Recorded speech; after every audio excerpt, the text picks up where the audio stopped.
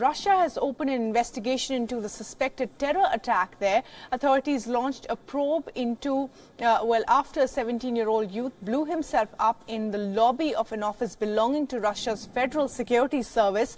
Russia's investigative committee said that the unnamed teenager had detonated a homemade bomb in the lobby of FSB. The FSB is the country's main domestic security and intelligence service in one of the cities, and he is said to have died on the spot. Now, Lucy Taylor is joining us now from Moscow for the very latest on this. Lucy, what more details do we have? Well, as you say, Russia's investigative committee has opened up an investigation. They're treating this as a terror attack. They've also released a CCTV image which they say shows this 17-year-old boy in the lobby of this building holding a bag. And they say that in this picture he's got one hand inside the bag, he's holding it with his other hand. And they say that shortly after that he brought out this homemade explosive device from that bag and it went off and blew him up. He died on the spot.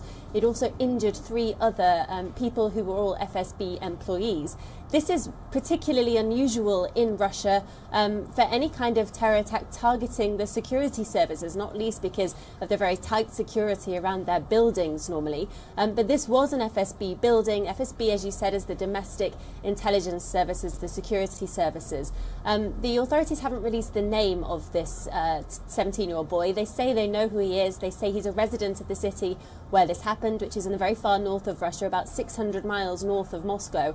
They say they know who he is, and Russian media has been reporting that he had posted on social media before this attack making accusations about the FSB, saying that they fabricate cases, saying that they are guilty of torturing people, and calling himself an anarcho-communist. So apparently, unconfirmed, but apparently these reports suggest that there had been warnings on social media that this boy was planning an attack of this nature. But apart from that, we don't know much more about his motives, whether he's linked to anybody else. And of course, that's what the authorities will now be trying to investigate.